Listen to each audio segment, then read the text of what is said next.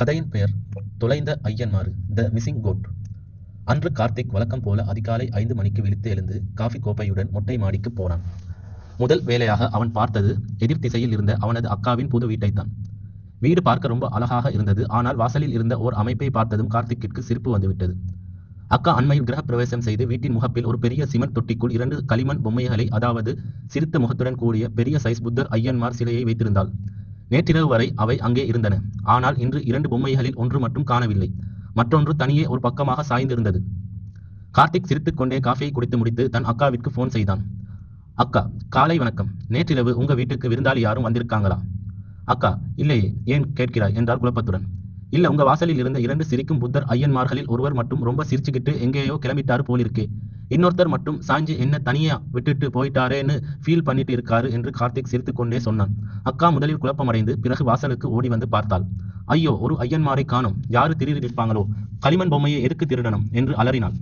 திருடு இல்ல அக்கா, குளிர் அதிகமாக இருக்கும் போலிருக்கு. அதனால் ஐயன்மார் டீ குடிக்க போயிருப்பாரு. அல்லது பக்கத்து வீட்டு குழந்தைகளில் யாராவது விளையாட எடுத்துட்டு போயிருப்பாங்க. களிமண் பொம்மை தானே, காணாமல் போக என்ன இருக்கிறது என்றான் கார்த்திக். சும்மா இருடா, இது என்ன விளையாட்டா? நல்லதா கெட்டதான்னு தெரியல. நான் இப்பவே போலீஸுக்கு கம்ப்ளைண்ட் பண்ண போறேன். கடவுள் சிலையை திருடிட்டாங்களே என்று பதற்றத்துடன் சொன்னாள் அக்கா. அக்கா, கொஞ்சம் பொறு. போலீஸ்ல போய் என் வீட்டு வாசலில் இருந்த சிரிச்சுக்கிட்டு இருந்த பொம்மையை காணும் என்று நீ சொன்னால் போலீஸ் உன்னையே ஃபாலோ செய்வாங்க.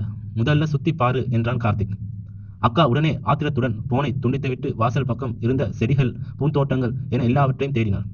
தேடல் முடிவில் வாசலில் வலது பக்கம் இருந்த உயரமான ரோஜா செடிகளுக்கு பின்னால் அந்த காணாமல் போன புத்தர் சிலை கீழே விழுந்து அதில் ஒரு கால் மட்டும் உடைந்து கிடப்பதை பார்த்தாள். சிலையின் முகத்திலோ அதே ஆஹா சிரிப்பு மாறாமல் இருந்தது. அக்காவுக்கு ஆத்திரம், சிரிப்பு எல்லாம் சேர்ந்து வந்தது. கார்த்திக்கிற்கு மீண்டும் போன் செய்தாள். சரிடா கார்த்திக், நீ சொன்னது போல ஐயன்மார் டீ குடிக்க போனவர் தான். ஆனா அவரோட சிரிப்புல டீ குடிக்க போனாரு. ஆனா ஒரு கால் போச்சேன்னு ஒரு சோகமான ட்விஸ்ட் இருக்கு என்றாள்.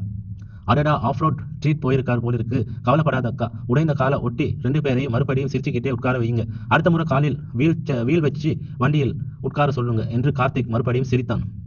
அக்கா சிரித்துக்கொண்டே, பொழுது விடியறதுக்குள்ள எங்கேயாவது ஒரு வேடிக்கை பார்க்கலன்னா உனக்கு தூக்கம் வராது இல்லையா? சரி, போனை வை என்று சொல்லிவிட்டு சிலையை எடுத்துக்கொண்டு சென்றார். அங்கே 2 அடி தூரத்தில் இருந்த குப்பை தொட்டியில் பூனை குட்டிகளுடன் சேர்ந்து ஒரே சிரிப்பு சத்தத்துடன் உடைந்த புத்தர் சிலையும் தனியே இருந்த மற்றொரு சிலையும் மீண்டும் அமைதியாக அமர்ந்தன.